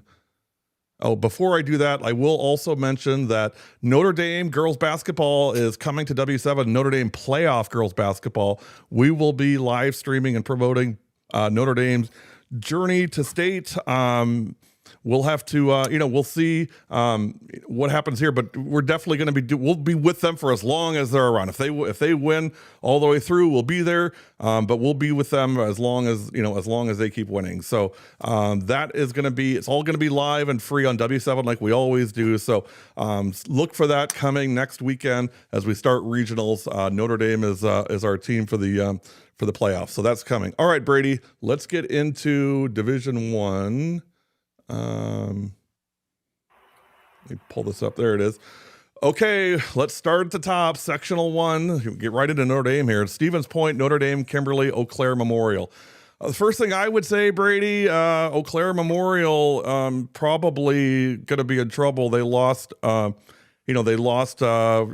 their best player to an ACL this past week, and I think that's going to be a problem. Yeah, it really bites for them. I mean, that kid was really starting to take off, and Nora Kling is an awesome kid, incredible athlete. I mean, some of the stories about, just some of her athletic achievements, going overseas to play soccer in Europe and all this other stuff is just really cool to hear about. So it sucks for her. Really turning a corner basketball-wise over the past 12 months, so super sad for her. But outside of Eau Claire Memorial here, I feel like you could probably talk about 7 different programs here that could really make a run. Stevens Point at the top of it with Jay Soybert, Iowa commit, Leah Awe, who has a handful of Power 4 offers as a 6'2" wing, and just a lot of continuity there with, Lydia Johnson and Ellie Strong. Like, there's just a lot of really nice pieces there. But even for them, I mean, that 8 seed in Hortonville, I mean, they went to Spash this year and got a win there, pretty comfortable one at that. And they're, very well could be a rematch for a regional championship. And, for a team like Stevens Point to play a Hortonville team for a regional championship, I mean, there are easier games to play for a regional championship as a number 1 seed than playing Hortonville. I talked to AC yesterday, Brady. AC Clothier, the head coach at Hortonville, and he was bringing up that very point, saying, "Hey, we could be an 8 and maybe get Spash." And he feels pretty good about his group. I mean, it's a young team, but I mean, they looked really good against Hartford. They just couldn't get over the hump at the end, but it was 57-53. I think you're right. I think they're a team to keep an eye on. Yeah, and I mean, if you can believe it, Hortonville's good at basketball again. And there's a Pepler at the helm that's still running the show. There's a Pepler there too. Some things truly never change. Adam McConnell. Yep, and a Werner. And a Werner, yes, and a Werner. But yeah, so there's still a lot of new faces there in terms of their rotation. And, they gave Kimberly a pretty good run for their money on the road earlier this year as well. There's still talent there. And obviously with the sectional, the depth of it is insane. But if you told me that Hortonville was in a sectional, semifinal and they beat Stevens Point on the road again, I wouldn't necessarily be stunned. But for Stevens Point, I mean, this is their chance to make a run with the way that their program kind of looks right now with a lot of the seniors as starters there outside of Leah and Jada. So I mean, if there's a year for them, it's probably going to be this one. But then just looking down with De Pere as a 5 seed, I mean we talk about Hartford and we'll talk about them in a little bit as well. But they beat Hartford basically on the road. I don't know if it was technically a neutral court for the holiday event down there, but beat them in Hartford. And they still have a lot of really good kids. Then Kimberly is at 3. They're playing some really good basketball right now. Potentially one of the 5 best defensive units in the state. To say to be as conservative about as I possibly can be. Because they're not giving up many points to anybody, and they're going to be really tough to score on. And then, Hudson as a 7 is a really tough one as well. I mean, that's a team who's starting to hit their stride a little bit. Even though they played, Claire Memorial without Nora Kling in both games, I mean, they were playing very, very good basketball in both those games and really blew them out the second time they played. Hey, Brady, I'm telling you, also watch out on Hudson.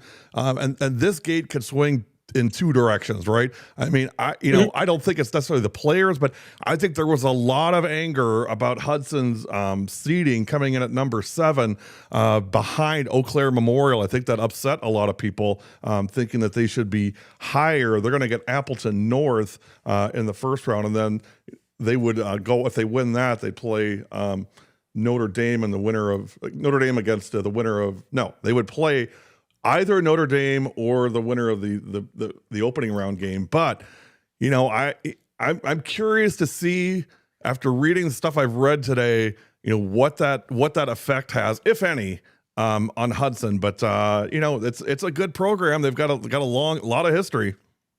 Oh yeah, I think in terms of talent, I think they're one of the more talented groups in Division I this year. I mean, they had a little bit of a rough stretch in the middle of the year, but they were missing Olivia LeBlanc the last basically 2 full years. And I think in terms of kids that are in that junior class, I think she might be one of the more under the radar kids in there just because she's so skilled.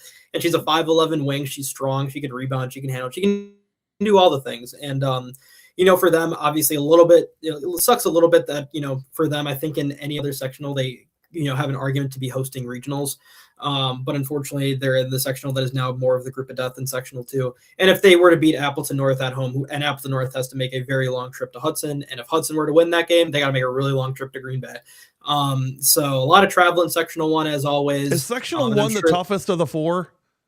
I would say so. I would say in terms of, at least if you're looking at, if you look at Hortonville as an 8 seed, I think they're the best 8 seed. If you look at 7 seeds, I think Hudson's the best 7 seed by like a country mile. And I think both of those teams are ones that, like, if we look in 2 weeks at, the sectional semifinals, if they were both there, I don't think that a lot of people would be super stunned. Obviously beating a Notre Dame team would be a really big win for them. But I think that a lot of those teams out West, especially, Claire Memorial when they were healthy, I mean, I think that both of those teams were capable of making a run this year. I always kind of, in my heart of hearts root for those BRC teams. I love going up there when I get a chance to for games. And, even for Stevens Point is more in the central part of the state, obviously. A lot of teams outside of the FVA kind of sphere here that have a really good chance of making a run, and kind of excited to see if they can kind of make a name for themselves and kind of beat some of the more, traditional powers and, in who is usually in sectional 1 in the FVA plus the BRC, FRCC teams of that ilk. I know I've brought this up in the past, but I still say I think Notre Dame feels a little bit slighted. I think they feel a little disrespected. There's a lot of talk about Kimberly, a lot of talk about Arrowhead, a lot of talk about Tosa East, and of course, as there should be. And I think this class has heard it up to hear about the class of 2024 and how great they were and how amazing that group was, which again, they were. But I almost wonder if that's going to drive them to really, outperform this year in the state tournament. I don't know the answer. But if I know Sarah Rhodey, I mean, I wouldn't be surprised if she's kind of stirring that drink a little bit. Yeah, I wouldn't be surprised at all. I mean, that this Notre Dame team is one that, before the year I picked to win this sectional. When we did our predictions a couple weeks ago, I picked them to win the sectional then. And I don't think I'm going to move off that ledge just because I find it really tough to bet against Sarah Rhodey. And especially with all the talent Kaya that they have. We talked about Kaya Waldrop's in the top 10 all-time scoring at Notre Dame. Top 10 all-time. And she came off the bench her first year at Notre Dame and missed basically a whole year with an injury, right? Which makes it even crazier. And it just kind of goes to show like the talent that they have there and the uniqueness of the talent they have there. I mean, they go about 7 deep. I was gonna say 6 or 7 deep, just as a little homage to what we got going here, Gary. But by the way, we're gonna have to rename this. That trend is already disappearing, and people are like, "What the hell, 6'7"? Which, you know what? I'm totally good with that. The world spins fast. It sure does. But yeah, no, really tough sectional, and Notre Dame is going to be one that I don't think a lot of teams are going to want to have to deal with. But obviously, for a team like Kimberly, I don't think that they're going to shy away from any challenge. I mean, obviously, rating Division I state champions with a lot of kids back, very well could have a sectional championship and sectional semis with a potential Kimberly Notre Dame game on a neutral court somewhere. And I mentioned Hayden Lauer in Division III. Watch out for Abel. I mean, she's playing with a lot of confidence right now. I will just say that. And again, I get it. I'm probably a little more, a Notre Dame homer because I've seen so much of their games, but I mean, her confidence has really grown. So I'll be curious to see what happens there. All right. And great news for us and for our fans. They're going to get a front row seat to watch all the way through. Okay. Sectional 2. I think at one point we all had this belief that Pewaukee was just completely untouchable, that they were going to just stroll into the Resch Center and, on a frequent flyer pass. I don't know that anybody feels that way anymore. Yeah, and it's kind of unfortunate with the way that the last 2 years have kind of gone for them in terms of the injury luck that they've had. And I do feel for them because it feels like there's been a lot left on the table, and it's really nothing that they could have done to change, the injuries to Giselle and Vanessa and Maddie this year and Eva Denzine this year. It just feels like every time they really seem like they're about to turn a corner, just something terrible happens, and I just feel awful for them. I mean, it's they've shown a lot of resilience to still be a team that's capable of being a number 1 seed, even with all of this stuff going down. It just goes to show like how much talent is in that program, in all honesty. Well, it also shows what great coaching they have, Brady. I mean, Jim Reuters, sure. I mean, is elite. For sure. I think that is a program who's still going to be super dangerous. I mean, they still have a Power 4 kid and a Miss Basketball semifinalist in Giselle Janowski within their ranks. A Badger, by the way. Don't forget that. Exactly. Yep. Potentially the best, perimeter defender in the entire state this year when healthy. There's not going to be an easy game with her on the court. But then you look at, teams like Nina with Rowan Klesman who can really fill it up, and a lot of surrounding talent there. And if they're all playing well, they're going to be tough to beat. Nina's my dark horse, Brady. Nina is my dark horse. I mean, King is the 4, and Nina's the 5. Take that for what you want. But Rowan Klesman and Claudia and them, I know Braunell's going to hate to hear it, but I'm really high on Nina. Well, I'm going to make someone else really upset and say my team, who I think is really capable of making a run, is Hartford. And I don't know if they're necessarily as much of a dark horse as a 3 seed. Obviously, they played a really tough schedule, and the record is a little bit not indicative of kind of how good they are, because they did go out and play about as many teams as they possibly could. And honestly, like Rita Kipper and Bella Klages have been incredible. But the big thing, so much more than anybody thought. So much more than anybody thought. I saw them both yesterday. Amazing. And, for them, I think the biggest thing is the reemergence of Alexis Shelsta. At the start of the year, she started off really cold. It was really tough for her to just kind of find a rhythm offensively, and it just didn't really happen for her. But, over the last, maybe month and a half, that kid has been playing some really good basketball. They played Whitefish Bay, and Bella Klages was, losing her mind in the first half in a good way, and, being a really, really effective scorer. And I said, at halftime, like, they're going to need someone else to kind of, step up and really go on a tear offensively if they're going to win this game. And that person happened to be Alexis Shelsta. She finished that game with, I think, around 20 points. She has some really big shots. She's super confident. And that kid is the real difference maker for them. I think last year may have been one of the most talented groups that Hartford's going to have in a long time. And obviously with the sectional was really, really tough for them to win. But this year, even as a 3 seed again, I think that this is a team that could find themselves in Green Bay. I don't think there's many teams as good as them offensively. Even when they didn't have Bella Klages playing at Pewaukee, they still made that a game because Rita Kipper was incredible. So just don't count out this Orioles team. it was rough for them last year. They're probably top 5 team in the state last year, and they had to run into some really good teams to get to state, and they obviously couldn't. This year is a little bit different in Division 1 sectional too. So just keep an eye on the Orioles, and I'm sure I'm going to stress out Vinny by saying that his group is one that can really make a deep run because he's always stressed out anyway. So we're going to try to make him go great today. He's insane. Have we cooled on Appleton East, Brady? I mean, a couple of weeks ago, you and I were singing from the rooftops, how great this team is, and then they lost to Kimberly by 5, they lost to Hortonville by 19. And then even their wins, Oshkosh North by 11, Neenah by 3, Fondy by 13. I mean, are they, have they peaked? Potentially. I mean, I think a lot of it for them is they're a very, very good offensive group with a lot of kids who can defend. But in terms of what they do offensively, a lot of it's going to be Ella Sweeney. And for them, if they're not really knocking down shots from the perimeter, I mean, they don't really do a great job of spacing the floor outside of her. I mean, they have kids who can make shots like Amber Fisher and Amelia Mont-Marquette. But for them, I mean, if they're not making shots, I mean, they're much more beatable than they are when they are making a bunch of shots like they did against Neenah the first time around when they hung like 44 points on them in the first half. And I think that they're still really good. I still think that that's a team that can get out of this sectional. But in terms of who's kind of playing the best basketball right now, I mean, Hartford, just got probably one of the better wins of anybody in this sectional here recently, beating Whitefish Bay, who beat Pewaukee. And that was impressive. But you know what impressed me even more is they beat Whitefish Bay. And yes, disclaimer, Balthazar wasn't playing. I got it. But they came back the next day at Hortonville and won against a really solid Hortonville team. So it's not just that they won that game, which of course is great, but they also showed, hey, we got staying power and can come back. And it wasn't a 7:00 game. It was a 4:00 game yesterday. They won that one too.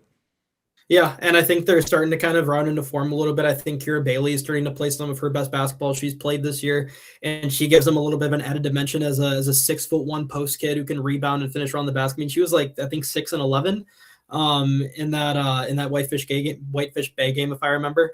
I just think that this team's peaking at a really good time, and I think they're in as good a position as anybody in sectional 2 to make a deep run. Well, we'll keep an eye on it for sure. But yeah, I say watch out for Neenah in sectional 2. All right, sectional 3. Let me start with this.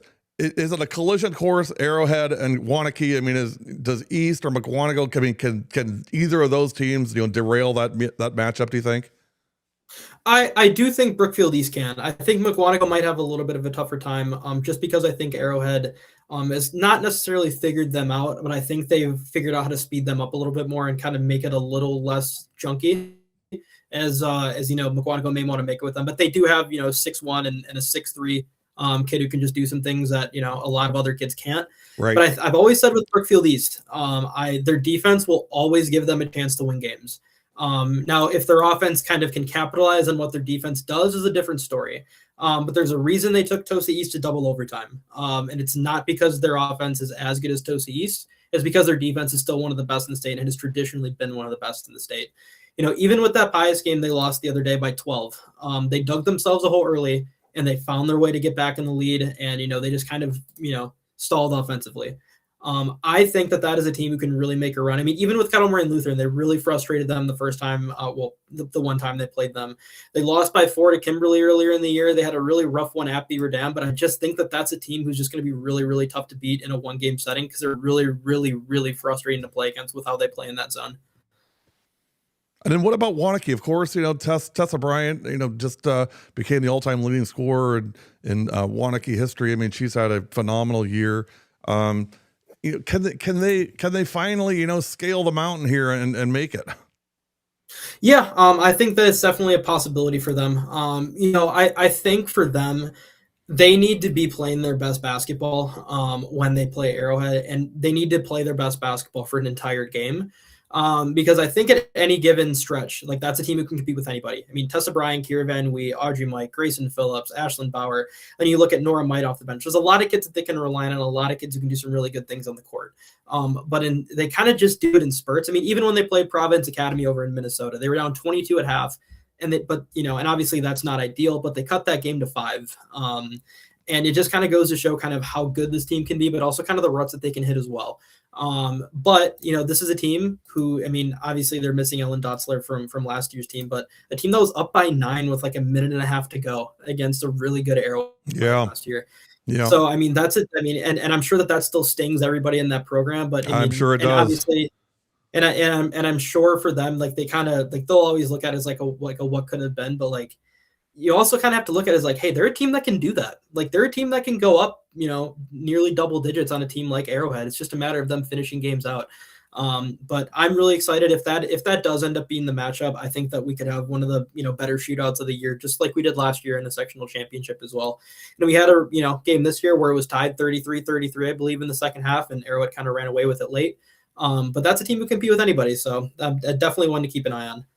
Yeah, 67-49 was the final in that game. It was 28-24 at halftime, but Arrowhead took over in the second half.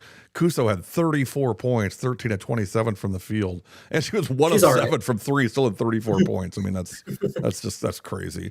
And she also had 15 rebounds. So, typical, right at this whole typical Natalie game, right? But that's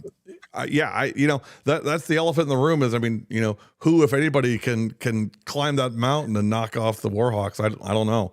I think McWanago's gonna have a tough time. And I'm with you on Brook East. I mean, I like Porowski. I like Maya Kovacic as well. So, you never know. I mean, they've got, some of those kids, they've played at state. So, I mean, they've got some chops there. So could happen. Maya Kovacic just some big shots against Germantown her freshman year. Like, she ain't afraid of the moment, for sure. Yeah, no, she's not. No, she's not at all. She's not afraid of anything.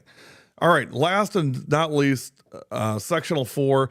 I'm going to try and put this as nicely as I can. If Tosa East doesn't get lost on the way with their bus going to the Rush Center, I mean, to me, that's the only way that they're not going to be there. I mean, am I wrong here? Yeah, I would. I've seen Indian Trail play. I've seen Muskego play this year. I mean, I just don't see a team here that's good enough to beat Tosa East. For them, knock on wood, as long as everybody's healthy, I don't see a way that anybody beats that team. There's some decent teams in there. Oak Creek's had a decent year. Badgers had some nice moments, but just in general, the class of talent, like the class of team that Tosa East is in, is very elite, and I just don't think that anybody here is at least on paper good enough to make a run at them. But then again, you never know, which is why you got to play the games to make sure of it.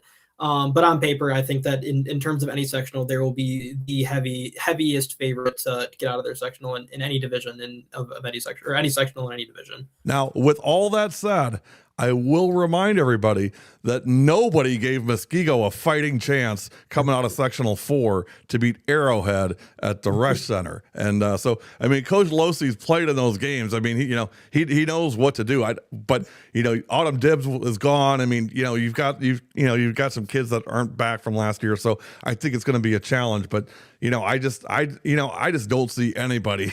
I don't see anybody coming close on Tosa East. Yeah, I don't either. I would say if they don't get out of the sectional and they lose to somebody, it may be the biggest upset in Wisconsin high school girls basketball history in a long time. Yeah, no, I would agree. But you know what? And you said that's the fun part. Nobody thought Kimberly was going to beat Pewaukee last year. Nobody gave Kimberly a chance to win that game. I sure didn't. I'll say that much. Either. And that was maybe one of the most exciting sectional finals that we probably had in a long time with how that game ended. Would have been great as a state semifinal, but just saying. Hey, maybe even state championship even. Last thoughts, Brady. What do you got? I'm just excited. This is the point where, everything kind of starts feeling real of like, the year's actually almost over. I remember, November, whatever it was when the year started, like it was yesterday. And I feel like I've blinked and I'm here. And this is kind of, what it all builds to. And, what every kid's kind of dreaming of kind of making a run in the postseason. So really excited to have, potentially some Cinderella stories here, potentially have some really cool stories of teams going to state and maybe, being unexpected, state champions or, anything in between. I'm always really excited about kind of the legends that, postseason basketball can bring. And, the one game, playoff format is always something that is, something that is going to lead to upsets and, some really, historic moments in terms of just fun stuff like Columbus beating Prairie du Chien, as an 8 seed, me nerding out from, 4 years ago now, and them winning that game. But yeah, just always super fun, and super excited for, hopefully a really, really fun postseason basketball season. Well, our coverage continues tomorrow. We'll be at Kaukauna tomorrow, West De Pere at Kaukauna, Tuesday at Grafton. Both of those games are senior nights. Slinger at Grafton, Thursday at Deerfield, Johnson Creek at Deerfield, and Friday, Oakfield will make our first ever trip also to Deerfield and also to Valley Christian on Friday. So that's our schedule coming up. Then, of course, we're off for a few days, and then we'll be back next Friday with Notre Dame in the regional semifinals. So I want to thank you guys for joining. It's always great to just catch up with you guys and talk basketball. Appreciate all the comments, all the attention here. It's great to, again, this is where, girls basketball really takes, front and center stage. And, we're thrilled to, Brady and I both to have been there from the very beginning, and we'll be here to the very end. We'll do those postseason games, but regardless of who comes out of that, we'll be at State again this year. Are you going to stay at Connor's house with the crew, Brady, or I do have a, man, I'm not at the Hilton. I do treat myself a little bit for state tournament stuff. All right. Well, we're going to be slumming it, pizza and Pabst Blue Ribbon and whatever else comes along at home, not during the day. What's that? And Anduzzi's, of course. And Anduzzi's. Yeah, we got the usual Friday night. That's the best free plug they'll ever get. Yeah. That's the biggest free plug they'll ever get. Yeah. And hey, last thing also, if you are interested in a W7 mini documentary, let me know, info@productionsw7.com. As I mentioned, if your team doesn't make it, there's no obligation. And also, if you sign up with us, it'll be our secret. We're not going to give anybody any bulletin board material. So, but we've only probably got one spot, maybe two left. So let me know sooner rather than later. We're going to leave you with our title track from our documentary with De Pere in 21-22. The title was It's Our Time. And here is a quick run through on that. So enjoy that. Brady, as always, appreciate you, my friend, and looking forward to some great postseason basketball. Always love having me on here, Gary. It's always a great time talking to you, and hopefully we're gonna have some pretty fun times at the state tournament this year with some good basketball and some great memories as well. Looking forward to it. Make sure you come along for the ride. We'll be there all the way through till the Crown the Champions on March 13th. Thanks for watching. For Brady Peterson, I'm Gary Wipperman. Appreciate your guys' support as always. And as you guys know, we are W7 and we are for the girls. Have a good night, everybody, and we'll see you tomorrow from Kaukauna.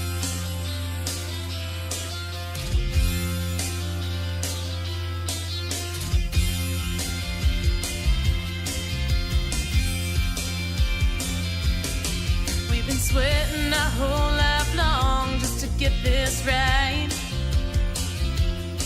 It's a work hard, hit hard struggle, it's a sacrifice. It's time to blow it up, time to lock and load, time to take the core, time to start the show. This is our moment, this is our time. And we ain't holding back, we're laying it all on the line. This is our destiny, it's our night to shine. This is our moment, this is our time.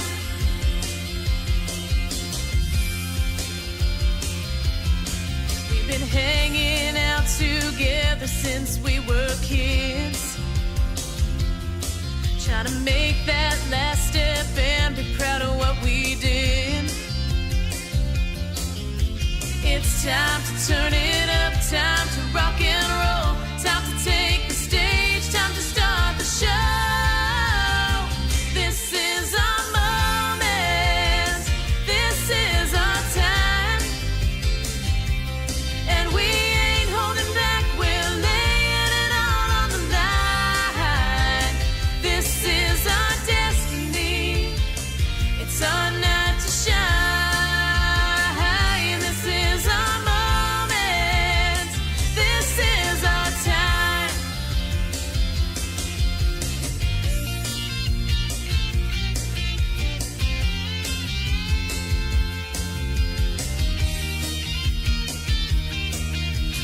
It's time to turn it up, time to rock.